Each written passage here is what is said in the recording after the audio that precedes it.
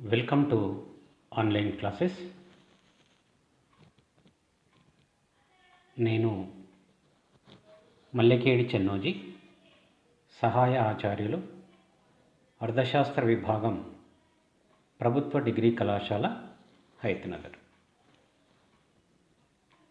ఈరోజు మనము BA third year semester 5 భారతదేశ ఆర్థిక వ్యవస్థ సబ్జెక్టుకు సంబంధించినటువంటి టాపిక్ వ్యవసాయిక విత్తము గురించి చర్చించుకుందాం. అంశము వ్యవసాయిక విత్తం.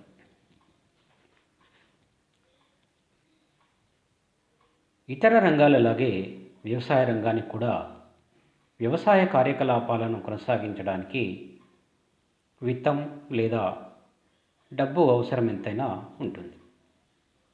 వ్యవసాయిక విత్తం లేకుండా వ్యవసాయం సజావుగా చేయలేము.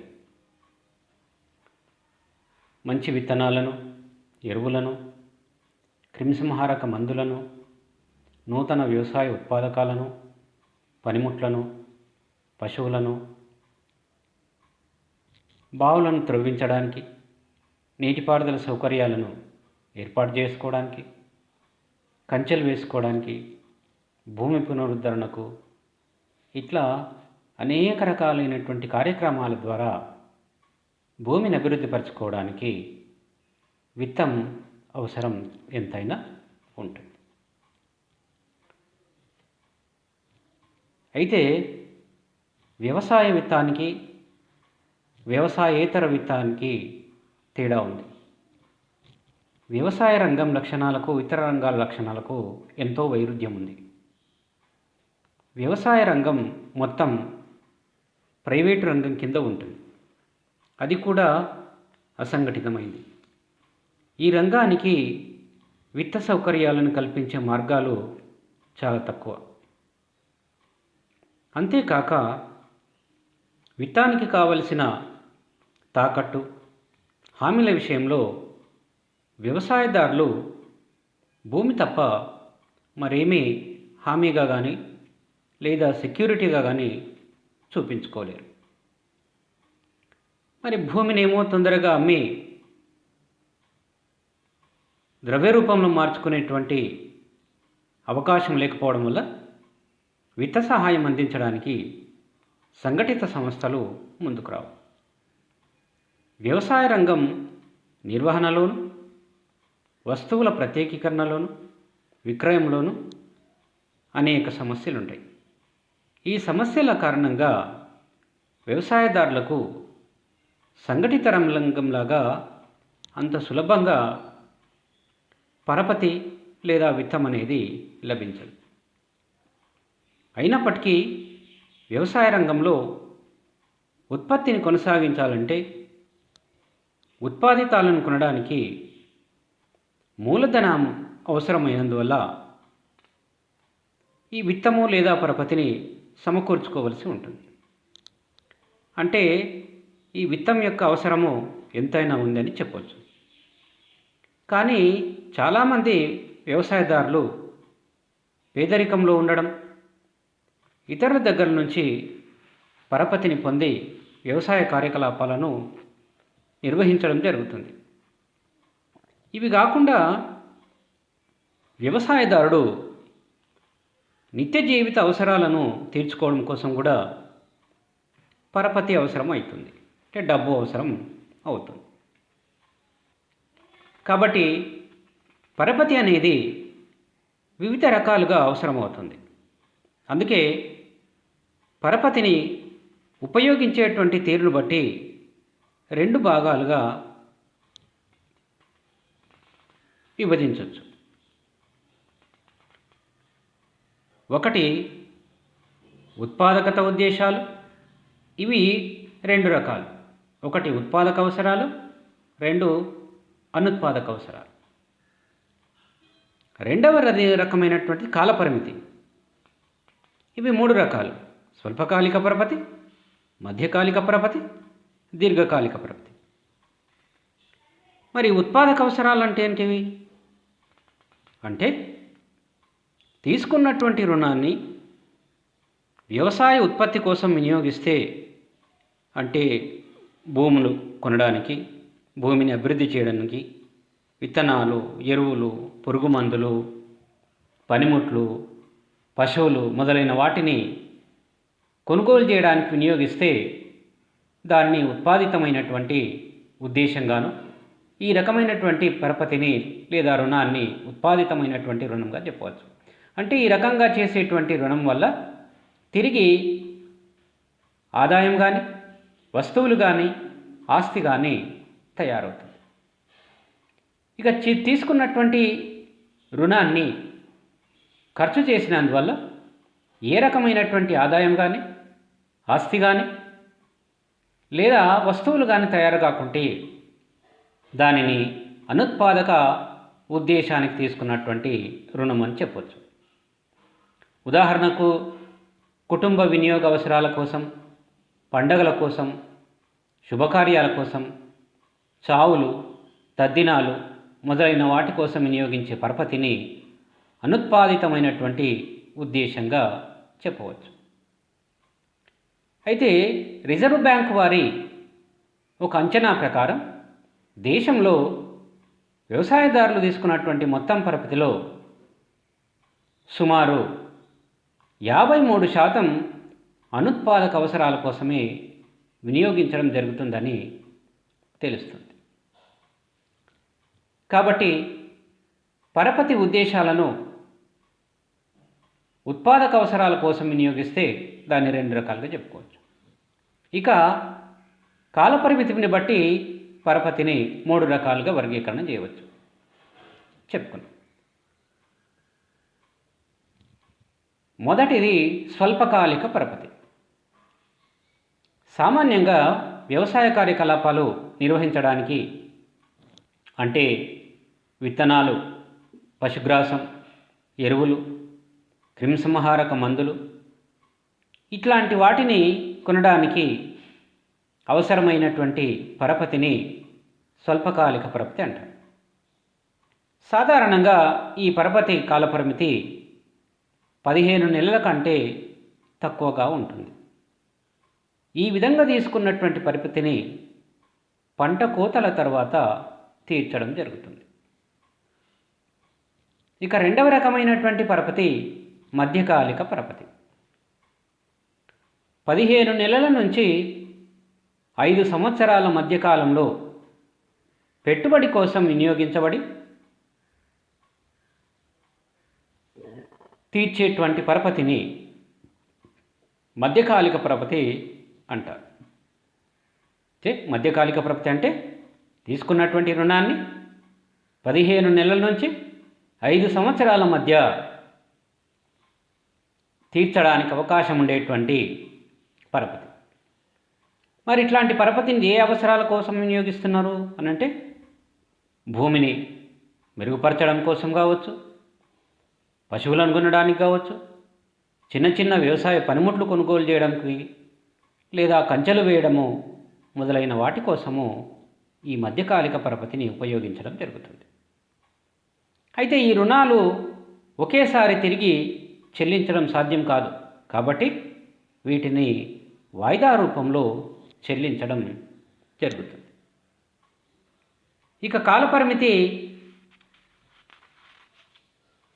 పరపతిలో మూడవ రకమైనటువంటిది దీర్ఘకాలిక పరపతి.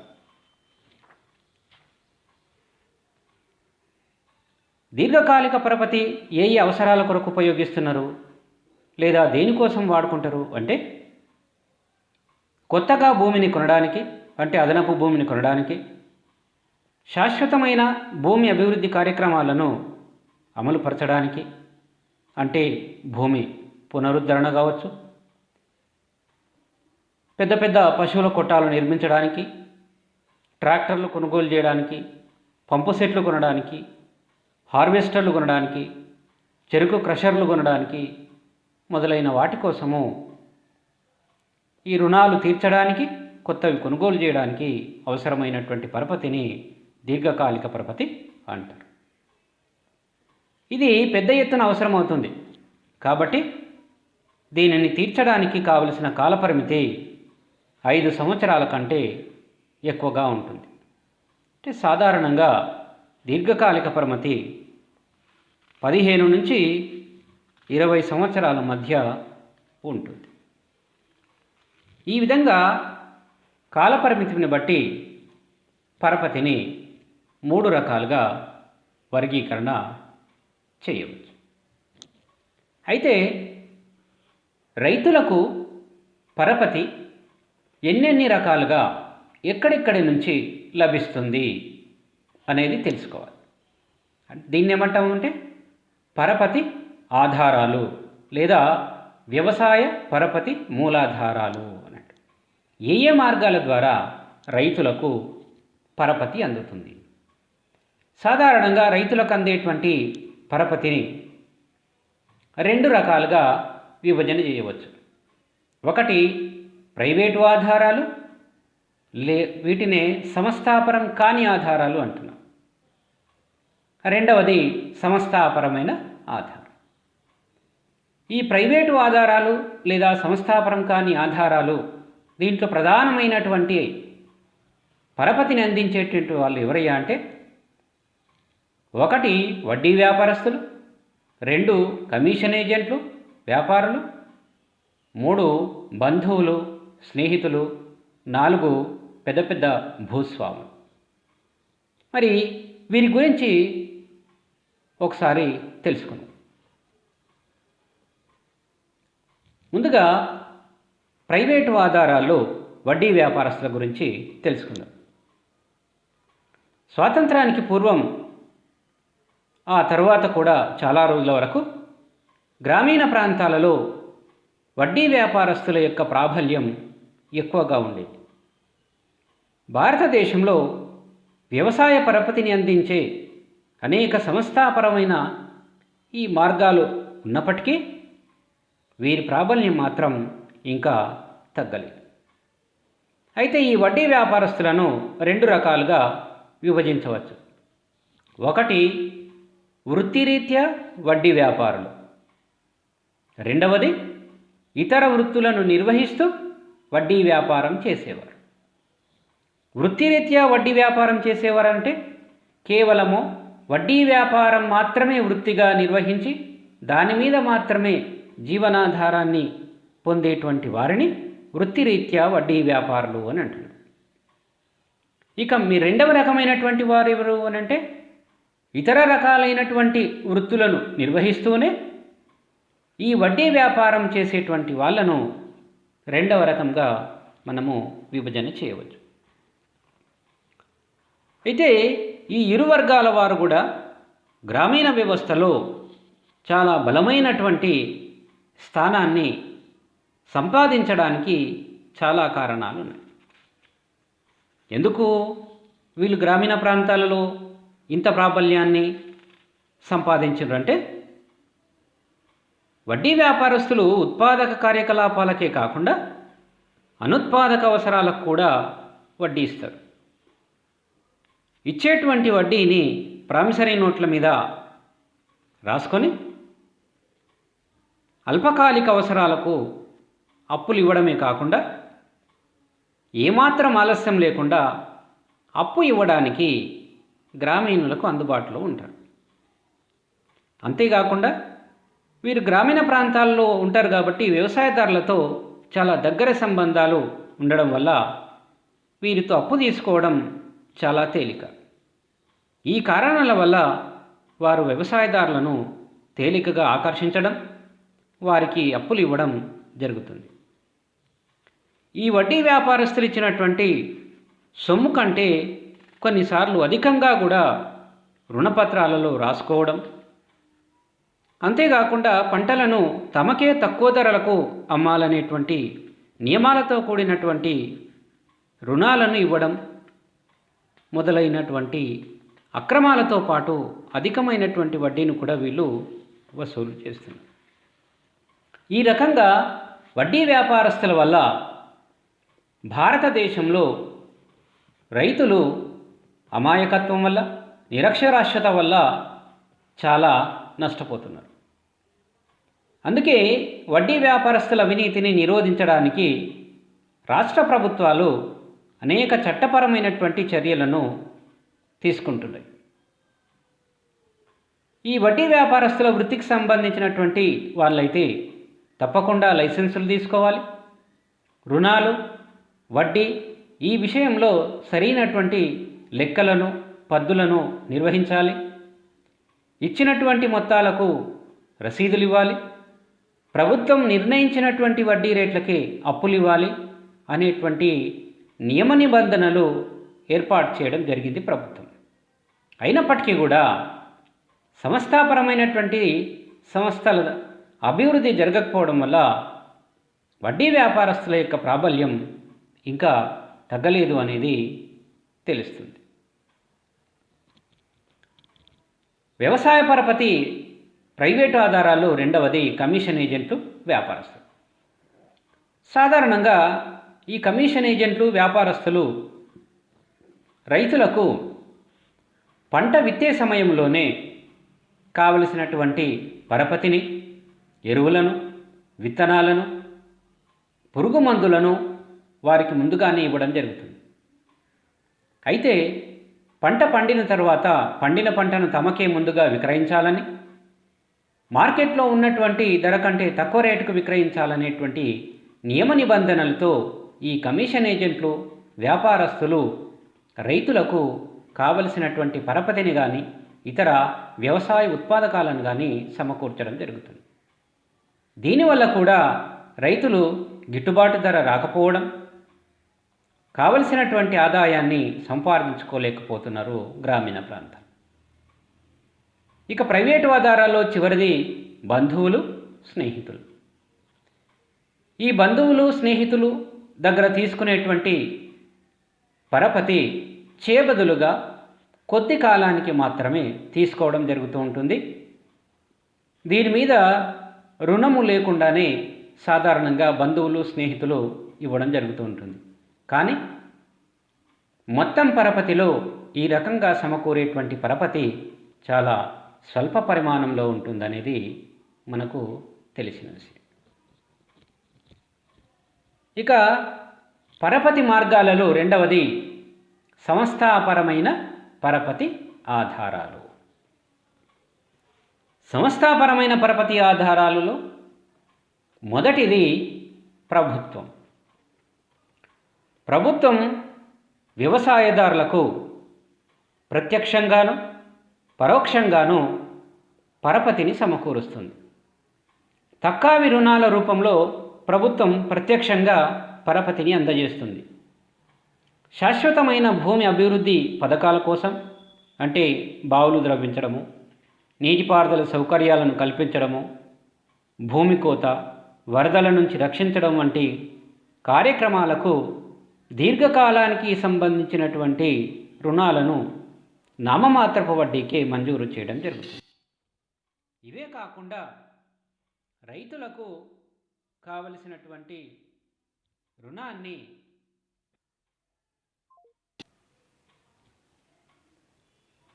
సమకూర్చడానికి ప్రభుత్వాలు ప్రయత్నం చేయడం జరుగుతుంది.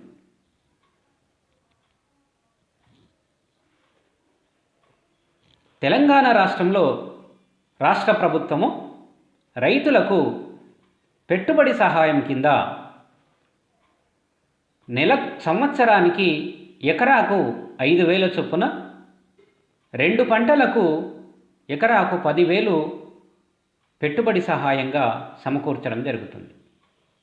రైతులకు ఉన్నటువంటి భూమి పరిమాణంతో సంబంధం లేకుండా చిన్న, సన్నకారు, పెద్దకారు రైతులందరికీ కూడా ఈ సహాయాన్ని ప్రభుత్వం అందించడం జరుగుతుంది. కాబట్టి సంస్థాపరమైనటువంటి పరపతి ఆధారాల్లో ప్రభుత్వము అందించేటువంటి పరపతి ఒక రకమైనటువంటి. ఇక రెండవది సహకార సంఘాలు. సహకార సంఘాలు వ్యవసాయ పరపతిని అందించే మార్గాలన్నింటిలోనూ చౌకైనది, ఉత్తమమైనది. సహకార పరపతి అతి తక్కువ వడ్డీ రేట్లలో అన్ని వర్గాల రైతులకు అందుబాటులో ఉండే మార్గం. ఈ సంఘాలు వ్యవసాయ రంగానికి అవసరమైన స్వల్పకాలిక పరపతి సౌకర్యాలను కలుగజేసి గ్రామీణ ప్రాంతాలలో వడ్డీ వ్యాపారస్తుల ప్రాబల్యాన్ని తగ్గించడానికి ఉపయోగపడుతుంది. వ్యవసాయ రంగానికి పరపతినిచ్చే సహకార సంస్థలు ఇవి అందజేసేటువంటి సహాయం సాధారణంగా స్వల్పకాలిక, మధ్యకాలిక సహకారం ఇస్తుంది. సహకార సంఘాలు 3 స్థాయిల్లో పనిచేస్తున్నాయి. ప్రాథమిక స్థాయిలో ప్రాథమిక సహకార వ్యవసాయ పరపతి సంఘాలు, రెండవ స్థాయిలో జిల్లా కేంద్ర సహకార సంఘాలు, ఇక అత్యున్నతమైనటువంటి స్థానంలో ఉన్నటువంటివి రాష్ట్ర సహకార సంఘాలు లేదా సహకార బ్యాంకులు.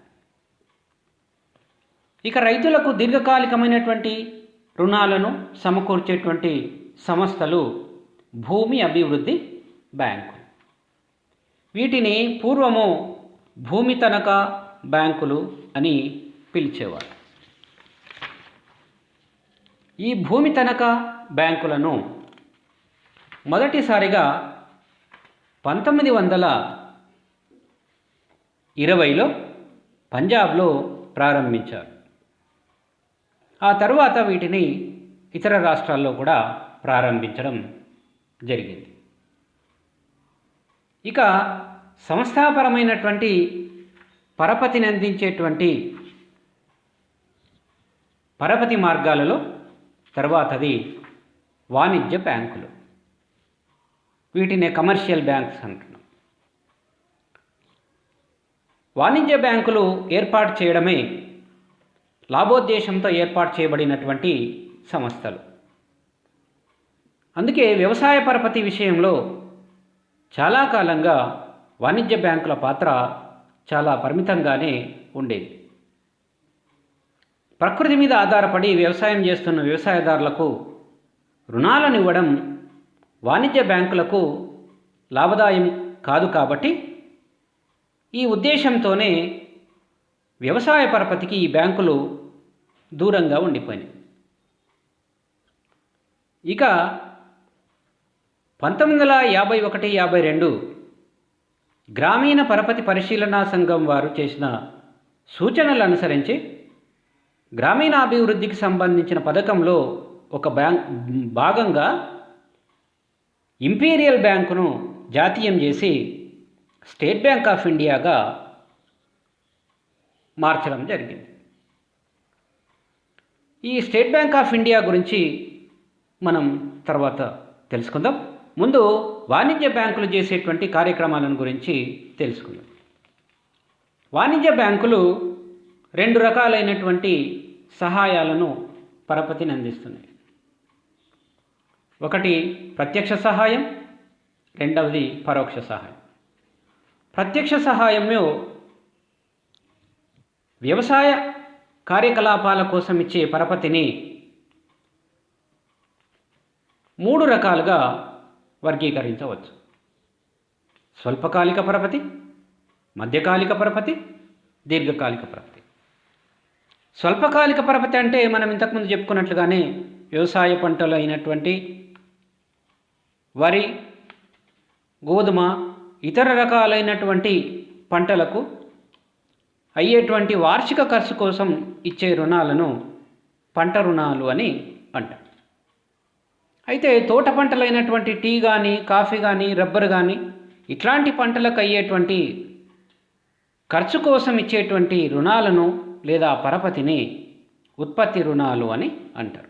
కాబట్టి ఈ రెండింటికి మధ్య ఉన్నటువంటి ఒక చిన్న తేడాను మనము గమనించాలి. వ్యవసాయ పంటలైనటువంటి వరి, గోధుమ, ఇతర పప్పు ధాన్యాలు వీటికి ఇచ్చేటువంటి సంవత్సరం కొరకు ఇచ్చేటువంటి పంట రుణాలనేమో పంట రుణాలు అంటున్నాం. కాఫీ తోటలకు ఇచ్చేటువంటి రుణాన్నేమో ఉత్పత్తి రుణాలని అంటున్నాం. ఇవి స్వల్పకాలిక రుణాలు. ఇక మధ్యకాలిక రుణాలు, దీర్ఘకాలిక రుణాలు అంటే వ్యవసాయ అభివృద్ధి కోసం ఉపయోగపడేటువంటి నూతన ఉత్పాదితాలను కొనడానికి, అంటే పశువులు కానీ, మోటార్ పంప్ సెట్లు కానీ, ట్రాక్టర్లు కానీ, హార్వెస్టర్లు కానీ, లేదా బావులను త్రవ్వించడం మొదలైన వాటి కోసం ఇచ్చేటువంటి రుణాలు. సాధారణంగా వీటిని 5 నుంచి 15 సంవత్సరాల లోపల తిరిగి తీర్చవలసి ఉంటుంది. కాబట్టి వీటిని దీర్ఘకాలికమైనటువంటి రుణాలు, మధ్యకాలికమైనటువంటి రుణాలుగా చెప్పుకోవడం జరిగింది. తర్వాత వాణిజ్య బ్యాంకులు చేసేటువంటి పరోక్ష సహాయం ఏమిటి అని అంటే, గ్రామీణ దత్తత, లీడ్ బ్యాంక్ స్కీమ్ల వంటి వాటి ద్వారా వాణిజ్య బ్యాంకులు పరోక్ష సహాయాన్ని చేస్తుంది. ఏంది పరోక్ష సహాయంలో ఉన్నటువంటి కార్యక్రమాలు అనేవి ఒకసారి చూద్దాం. వాణిజ్య బ్యాంకులు పరపతి సౌకర్యాలు కల్పించడమే కాక వివిధ రకాలైనటువంటి అభివృద్ధి కార్యక్రమాలను అమలు చేయడానికి కూడా సహాయపడుతున్నాయి. దాంట్లో చెప్పుకున్నటువంటి కార్యక్రమమే మరొకటి గ్రామీణ దత్తత పథకం. ఇటీవలి కాలంలో మనము సమాజంలో ఈ గ్రామీణ దత్తత అనేటువంటి దాని గురించి కూడా తరచుగా వింటున్నాం. ప్రజాప్రతినిధులు కానీ, ప్రముఖ రాజకీయ నాయకులు కానీ, పారిశ్రామికవేత్తలు కానీ, సెలబ్రిటీలు కానీ ఏదైనా ఒక గ్రామాన్ని దత్తతగా తీసుకొని దానిని అభివృద్ధి చేయడానికి కృషి చేయడం జరుగుతూ ఉంది. అదేవిధంగా వాణిజ్య బ్యాంకులు కూడా గ్రామీణ దత్తత పథకాన్ని రూపొందించి అమలు చేస్తున్నాయి. ఏందా గ్రామీణ దత్తత బ్యాంకులు చేసేటువంటిది ఒకసారి చూస్తే, వ్యవసాయాన్ని అభివృద్ధి పరచడమే కాక గ్రామాన్ని పూర్తిగా అభివృద్ధి చేయాలనే ఆశయంతో ఏరియా అప్రోచ్ ప్రాతిపదికపై ఈ పథకం అమలు చేయడం జరుగుతుంది. అయితే ఈ కార్యక్రమంలో దత్తతకు ఎన్నుకున్న గ్రామానికి బ్యాంకు పరపతిని అందించడమే కాకుండా దానికి తోడు గ్రామీణ యువతకు కావలసినటువంటి శిక్షణ, సౌకర్యాలు, వ్యూహరచన, అభివృద్ధి సహకారానికి కావలసినటువంటి సాంకేతిక పరిజ్ఞానము, ఇతర సంబంధిత అవస్థాపన సౌకర్యాలను కల్పించడం ద్వారా గ్రామాన్ని పూర్తిగా అభివృద్ధి చేయడానికి దోహదపడేటువంటి కార్యక్రమమే గ్రామీణ దత్తత పథకం. రైట్. మరి లీడ్ బ్యాంక్ స్కీమ్ అనేటువంటిది ఇంకొక కార్యక్రమాన్ని కూడా వాణిజ్య బ్యాంకులు సహాయం చేస్తుంది. ఏమిటి అది చూస్తే, బ్యాంకింగ్ పరపతి సౌకర్యాల్లో ప్రాంతీయ అసమానతలను తగ్గించడానికి professor D R Gadgil committee, F R K Norman committee సూచనల మేరకు ఈ లీడ్ బ్యాంక్ స్కీమ్ అనేది ప్రారంభించడం జరిగింది. కాబట్టి ఈ లీడ్ బ్యాంక్ స్కీమ్ ఎప్పుడు ప్రారంభమైంది అని అంటే మనం ఏం చెప్పుకోవచ్చు అంటే, 1969లో నారిమన్ కమిటీ సిఫారసులకు అనుగుణంగా ఈ లీడ్ బ్యాంక్ స్కీమ్ అనేది ప్రారంభించడం జరిగింది అని చెప్పుకోవచ్చు. మరి దీంట్లో చేయబడేటువంటి కార్యక్రమాలు ఏంటి అని అంటే, కేటాయించినటువంటి జిల్లాలో పరపతి అవసరాలను తీర్చడం, శాఖలను విస్తరించడం, బ్యాంకింగ్ వ్యాపార అవసరాలను గుర్తించి సమగ్ర అభివృద్ధి కోసం ఇతర బ్యాంకుల అభివృద్ధి ఏజెన్సీలతో కలిసి సమిష్టి కృషి చేయడానికి ఒక బ్యాంకు నాయకత్వం వహించడం జరుగుతుంది. అందుకే దీనిని లీడ్ బ్యాంక్ స్కీమ్ అని చెప్పడం జరుగుతుంది.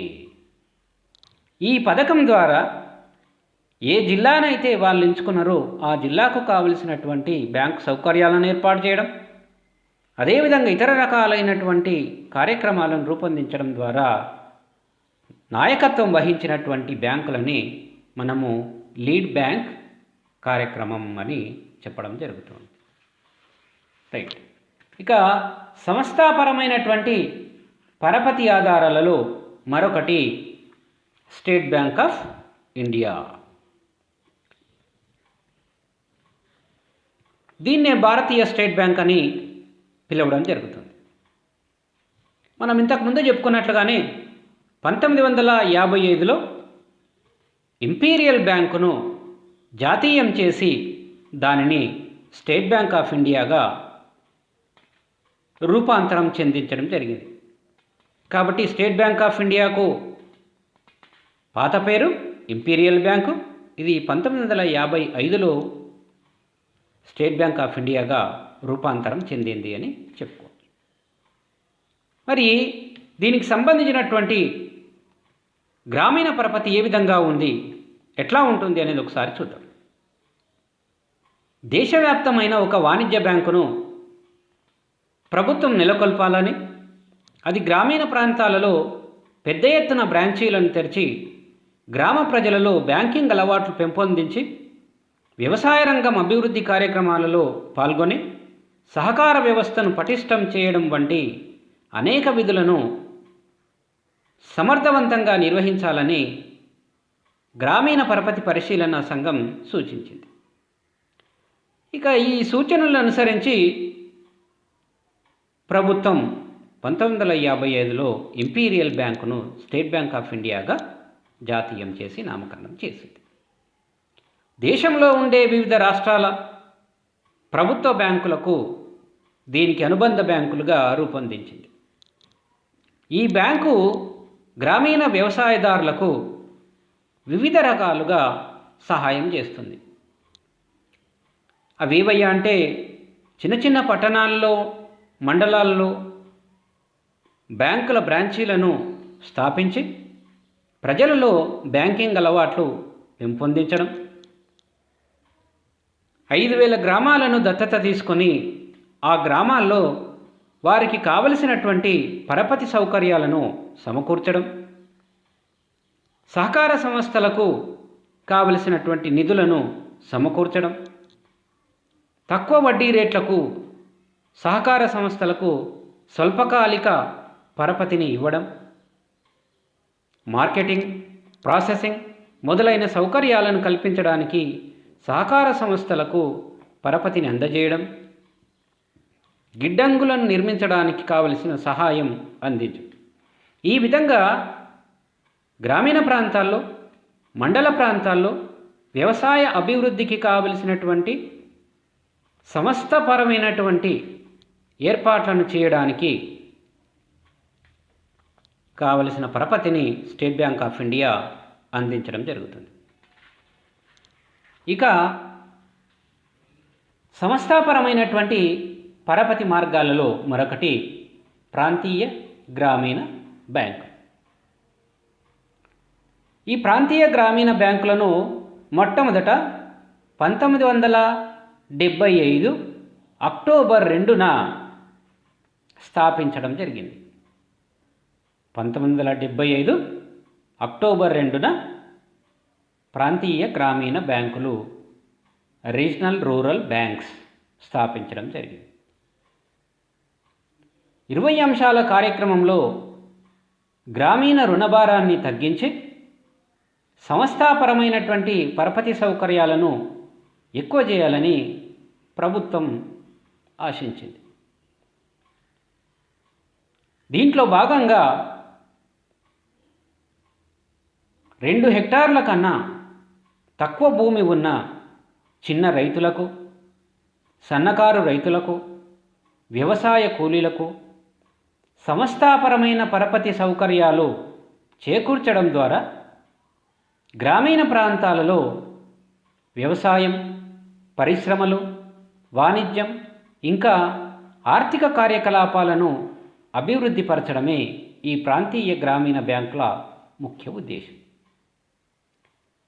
దాంట్లో భాగంగానే 1975 అక్టోబర్ 2న ఉత్తరప్రదేశ్లోని మొరాదాబాద్, గోరఖ్పూర్, హర్యానాలోని భివానీ, రాజస్థాన్లోని జైపూర్, పశ్చిమ బెంగాల్లోని మాల్టాలో మొత్తం 5 గ్రామీణ బ్యాంకులు ప్రయోగాత్మకంగా స్థాపించడంతో ఈ కార్యక్రమం ప్రారంభమైంది. ఈ 5 బ్యాంకులను 5 రకాల బ్యాంకులు స్పాన్సర్ చేయడం జరిగింది. ఇవి గ్రామీణ ప్రాంతాలలో చిన్న సన్నకారు రైతులు, వ్యవసాయ కూలీలు, పేదవారికి కావలసినటువంటి పరపతి సౌకర్యాలను అందించగలుగుతున్నాయి. గ్రామీణ ప్రాంతాలలో ఉన్నటువంటి కొద్దిపాటి పొదుపును సమీకరించగలుగుతున్నాయి. అదేవిధంగా పొదుపు అవసరాలను నేర్పుతున్నాయి. కాబట్టి ప్రాంతీయ గ్రామీణ బ్యాంకులు పరపతి సౌకర్యాలను అందించడంలో ఎంతో ఉపయోగపడుతుంది. ఇక సంస్థాపరమైనటువంటి పరపతిని అందించేటువంటి మరొకటి జాతీయ వ్యవసాయ గ్రామీణాభివృద్ధి బ్యాంక్. దీన్నే మనం నాబార్డ్ అంటున్నాం, national bank for agriculture and rural development. దీని పేరులోనే ఉంది అన్నమాట, వ్యవసాయం గ్రామీణ అభివృద్ధి బ్యాంక్. రైట్. దీన్ని 1982 జూలై 12న స్థాపించడం జరిగింది. నాబార్డును 1982 జూలై 12న స్థాపించడం జరిగింది.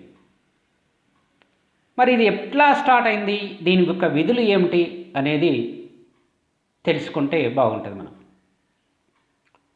వ్యవసాయ గ్రామీణాభివృద్ధి కొరకు వ్యవస్థీకృత పరపతి సౌకర్యాల సమీక్షా కమిటీ 1979 రూపొందించినటువంటి రిపోర్టు వ్యవసాయ రంగంలోని వివిధ పరపతి సంస్థలను నియంత్రించడానికి ఒక ఎపెక్స్ బ్యాంకు, అంటే ఒక అత్యున్నతమైనటువంటి బ్యాంకు ఆవశ్యకత ఉందని తన రిపోర్టులో నొక్కి చెప్పడం జరిగింది.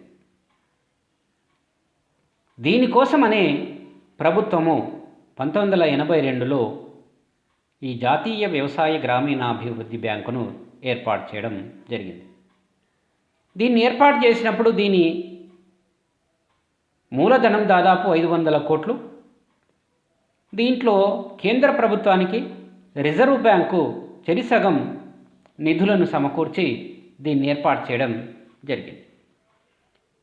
మరి ఇది గ్రామీణ ప్రాంతాలకు వ్యవసాయాభివృద్ధికి ఏ రకాలుగా ఉపయోగపడుతుంది, దీని విధులు ఏమిటి అనేవి ఒకసారి చూద్దాం. గ్రామీణ వాతావరణంలోని ఆర్థిక కార్యకలాపాల అభివృద్ధి కోసం వ్యవసాయ రంగం గ్రామీణ ప్రాంతాలలోని చిన్న, కుటీర, గ్రామీణ పరిశ్రమలు, చేతి పనుల పరిశ్రమలు మొదలైన వాటి అభివృద్ధి కోసం పరపతిని కల్పించడం లేదా వీటి కోసం పరపతిని అందించేటువంటి సంస్థలకు రీఫైనాన్స్ కల్పించడం. తర్వాత సహకార పరపతి సంఘాలకు, ప్రాంతీయ గ్రామీణ బ్యాంకులకు, వాణిజ్య బ్యాంకులకు దీర్ఘకాలిక స్వల్పకాలిక అవసరాలకు రుణాలు అందించడం లేదా రీఫైనాన్స్ చేయడం. ఇక మరొకటి, ఈ సహకార పరపతి సంఘాలను, ప్రాంతీయ గ్రామీణ బ్యాంకులను తనిఖీ చేయడం. అంటే తాను ఇచ్చినటువంటి సమకూర్చినటువంటి నిధులు ఏ రకంగా ఉపయోగపడుతున్నాయి లేదా ఉపయోగిస్తున్నాయి అనే దాన్ని తనిఖీ చేసేటువంటి బాధ్యత కూడా నాబార్డుకు ఉంటుంది. అంతేకాకుండా సహకార సంఘాలలో వాటాలను కొనడానికి రాష్ట్ర ప్రభుత్వాలకు దీర్ఘకాలిక గ్రామీణ అభివృద్ధి కోసం రుణాలు, అడ్వాన్సులను కూడా ఇవ్వడం జరుగుతుంది. గ్రామీణ అభివృద్ధి కోసం పరిశోధన, అభివృద్ధి కోసం ఒక ప్రత్యేకమైనటువంటి నిధిని కూడా ఏర్పాటు చేయడం జరుగుతుంది. గ్రామీణ పరపతి సహాయ మార్గాలన్నింటికీ కూడా ఇది ఒక అత్యున్నతమైనటువంటి బ్యాంకుగా నాయకత్వం వహించడం, వాటికి మానిటరింగ్ చేయడం జరుగుతుంది.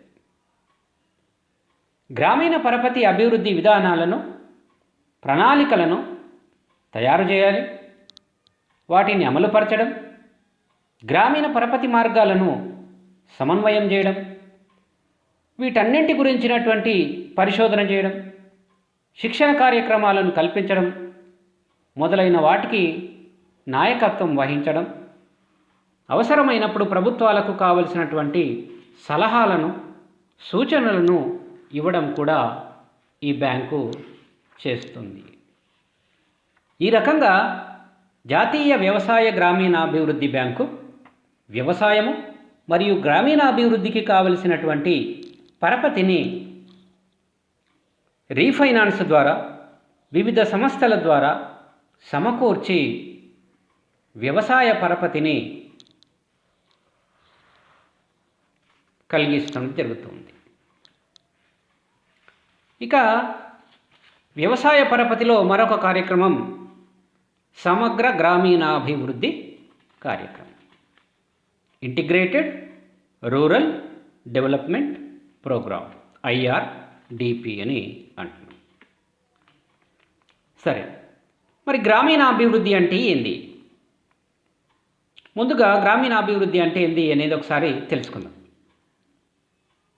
గ్రామీణాభివృద్ధి అంటే గ్రామీణ ప్రజల జీవన ప్రమాణాలలో అభివృద్ధిని తీసుకొని రావడమే. అయితే ప్రపంచ బ్యాంకు గ్రామీణాభివృద్ధిని ఎట్లా నిర్వచించింది అంటే, ఒక ప్రత్యేకమైనటువంటి ప్రజా బృందాలను, అంటే గ్రామీణ పేదలను, చిన్న ఉపాంత రైతులు, కౌలుదారులు, భూమి లేని వారి, వీళ్ళందరి జీవితాలను ఆర్థికంగా సామాజికంగా అభివృద్ధి పరచడానికి రూపొందించబడినటువంటి వ్యూహమే గ్రామీణాభివృద్ధి అని ఒక సుదీర్ఘమైనటువంటి విపులమైనటువంటి నిర్వచనాన్ని ఇవ్వడం జరిగింది. కాబట్టి గ్రామీణాభివృద్ధి అంటే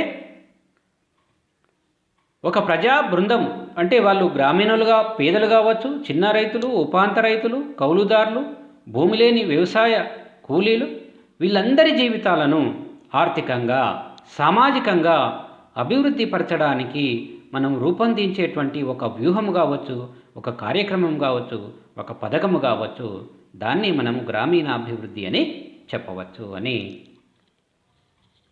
ప్రపంచ బ్యాంకు చెప్పడం జరిగింది.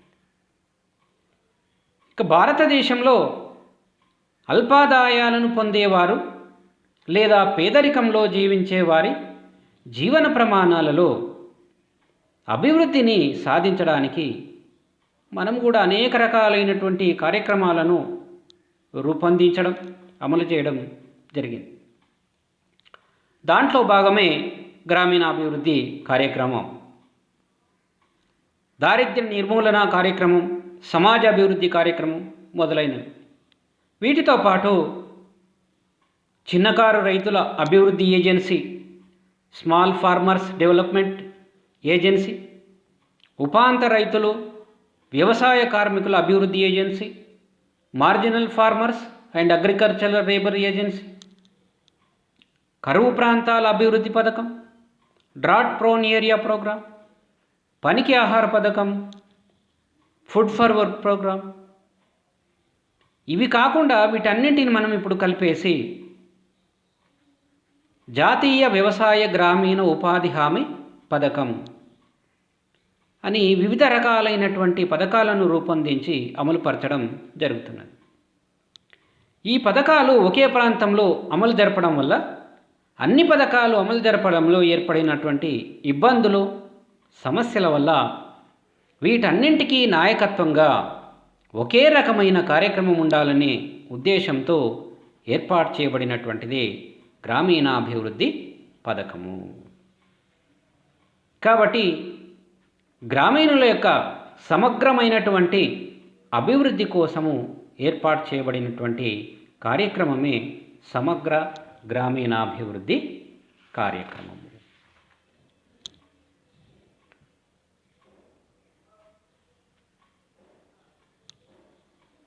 ఇంతటితో ఈరోజు మన వ్యవసాయక విత్తము అనే టాపిక్ ముగిసింది. తర్వాత తర్వాత అంశం చర్చించదాం. నేటికి సెలవు. ధన్యవాదాలు.